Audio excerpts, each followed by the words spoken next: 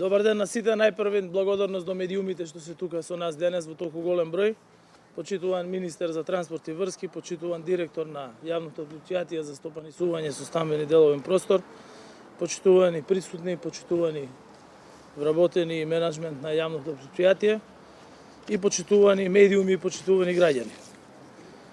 Реализирани се 95% од градежните работи за социјална зграда која што ја градиме овде во општина Бутел. Ова е најголемата социјална зграда во државата, во која што наскоро домови ќе добијат 312 семејства од социјално ранливите категории. Дојдов денес овде, заедно со моите колеги, да се уверам дека градежните работи се одвиваат според предвидената динамика. И со овој зафат покажавме дека ние го исполнуваме ветеното. И што е подеднакво важно, се грижиме за сите граѓани со посебна чувствителност кон потребите на социјално ранливите категории на граѓани, и тоа преку дела кои што може да се видат тука зад мене. Оваа зграда има вредност од 10 милиони евра и тоа е, ако се направи споредба, еднакво на 4 лава кои што поставуваа на мостот Гоце Делчев без палми во реката Вардар. Значи 4 лава е еднакво на зграда со 312 стана. Тоа е најдобрата споредба за тоа каква влада и во што инвестира оваа влада и каква влада сме имале претходно 11 години. Значи, ние не садевме палми во Вардар за стотици илјади евра, не градевме шпански скали, не правевме фасади од стиропор, не правевме скулптури на бикови и шмизли за десетици милиони евра, туку со истите средства социјална зграда со 312 страна за социјално ранливи категории на граѓани. И затоа вложуваме во потребите на граѓани и тоа многу гордо можеме да го кажеме. Досегашната инвестиција е 9,8 милиони евра. Гледате дека зградата е веќе во финална фаза на изградба. Овде 312 социјално загрозени семејства наши сограѓани ќе добијат кров над глава и децата во овие семејства ќе бидат на сигурно наместо на улица. Зградата е со 2 влеза, со приземје, со 13 ката и на секој кат има по 24 станови. И има пристап за инвалидни лица. Кога ќе се комплетира изградбата, очекуваме тоа да се случи за неколку месеци. Ќе биде распишан оглас за доделување на становите. Тоа е процедура која што веќе е воспоставена и во која што процедура и јавното предпријатие за стамбен и деловен простор, Министерството за транспорт и врски и другите институции веќе имаат воспоставена процедура за брзо и соодветно и фер распределување на становите.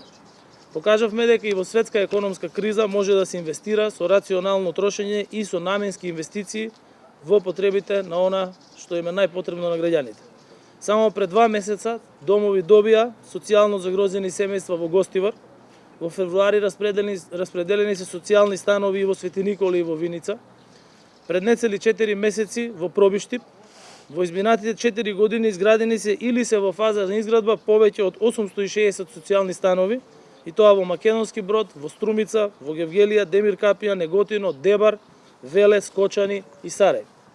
Се гради низ целата држава, со што исполнуваме уште едно ветување за рамномерен регионален развој во нашата држава.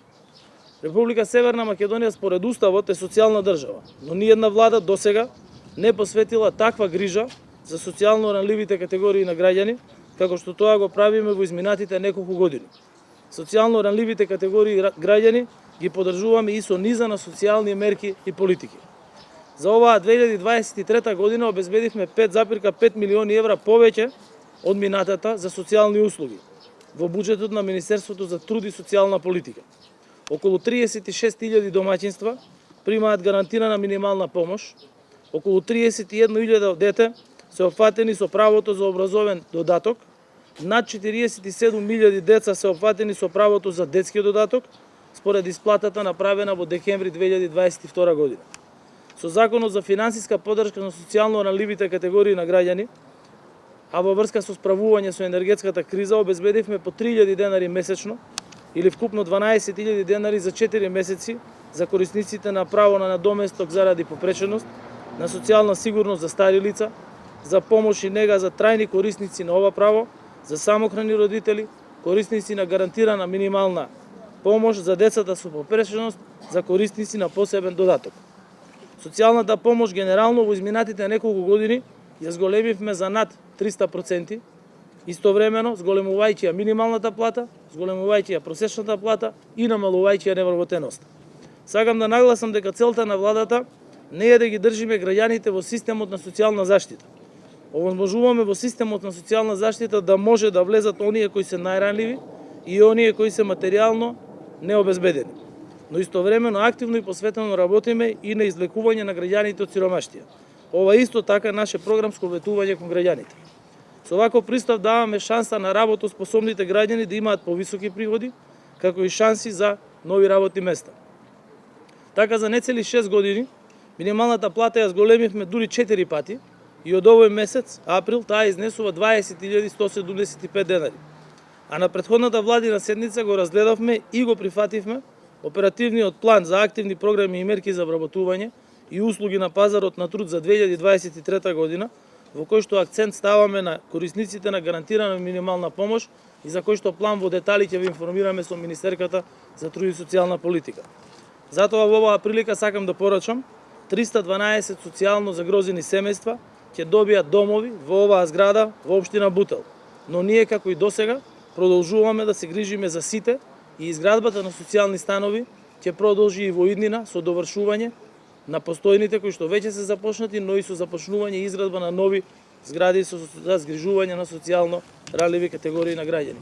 Ви благодарам на присуството и благодарност уште еднаш за тимот на јавното предпријатие за стамбени и деловен простор, како и на компаниите кои што работат на изведување на оваа најголема досега социјална зграда. Ви благодарам.